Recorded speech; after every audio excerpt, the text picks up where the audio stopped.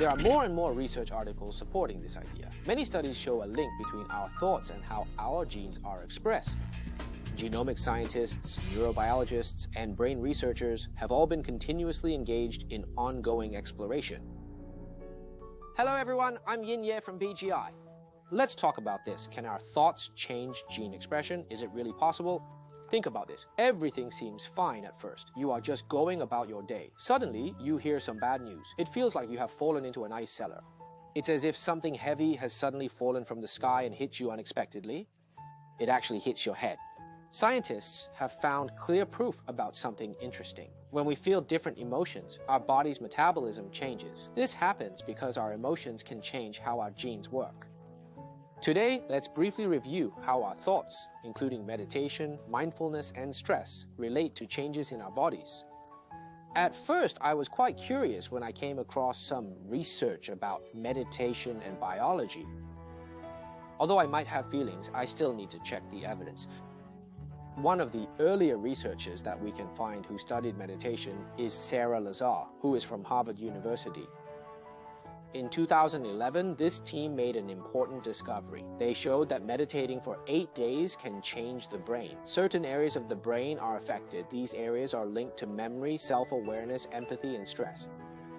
The article was published in the Psychiatry Research Journal. 2 years later, Richard Davidson did more research. He works at the University of Wisconsin-Madison. He published an article in the journal Psychoneuroendocrinology. He explained how mindfulness meditation can change gene expression. Many science books talked about this article. News outlets also reported on it at the time. The article talked about more than gene expression. It said that practicing mindfulness can make the immune system stronger. This research gave more support to the idea of the mind-body connection. The University of Wisconsin paid special attention to this study. They reported the results on their official website. The author said this was the first study about meditation and gene expression. This gives strong support for practicing mindfulness. Many people say mindfulness can help fight inflammatory diseases. Now, there is a good theory to explain why. What happened next? This research also received support from neuroscientists, including Professor Chandran at the University of Florida College of Medicine. In 2021, they published an article in PNAS. It was based on a large-scale genomic study. The research made an important discovery. In just 8 days, meditation can powerfully activate individual immunity. Research showed meditation significantly impacted gene activity in subjects, even after accounting for diet and sleep. This study confirmed meditation's power as a non-pharmacological intervention. It improves immunity effectively. It helps treat various immune system disorders. Meditation also provides soothing effects. These effects contribute to overall well-being. In 2014, yet another research article was published by Professor Linda Carlson from the Tom Baker Cancer Center, which is located in Alberta, Canada, in the well-respected journal Cancer. Research revealed that mindfulness meditation and yoga practices can effectively relieve stress, which in turn can lead to measurable changes in the cells of breast cancer patients. He speculated the logic might let him influence telomere length. In 2015, Professor Tang published an article in a top neuroscience review journal. He serves as the chief neuroscientist at Texas Tech University. He is also my senior from Dalian University of Technology. His research showed meditation can influence the brain. It has potential for treating clinical conditions. It benefits everyone's physical and mental health. However, he felt that from a reductionist view, the specific neural mechanisms were still unclear. To popularize science, he published a book called The Neuroscience of Positive Meditation: How the Body and Brain Work Together to Change Our Behavior, which is also available in China. The book shares many scientific stories about mindfulness meditation and neuroscience. We don't fully understand the mechanisms yet, but these practices are truly effective. This book was published in 2017, the same year another bestseller, The Telomere Effect, topped the New York Times bestseller list.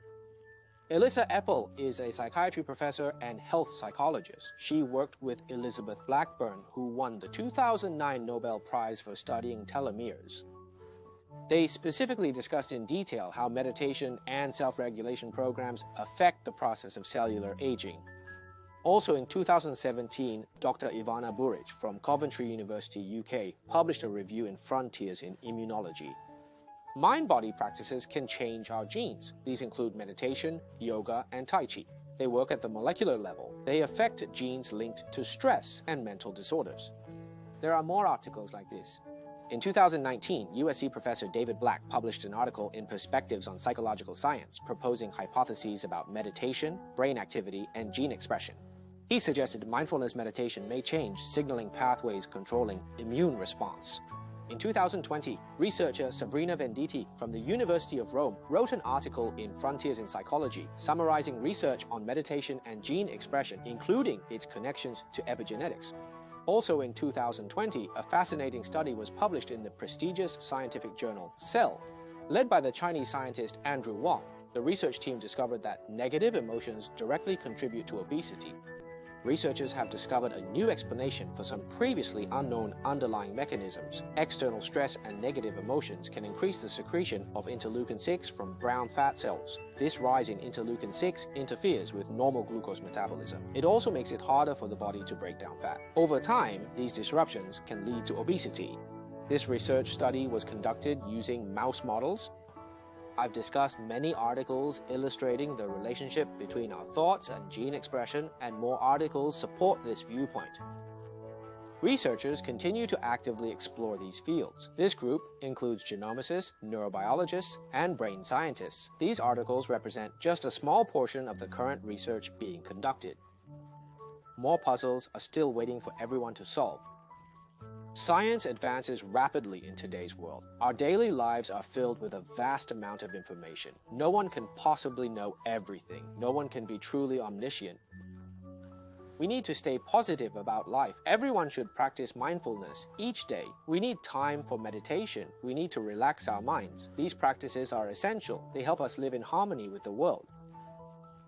Perhaps only by continuously learning and running can we avoid being left behind by the times. I will continue focusing on this field and bring more information to everyone.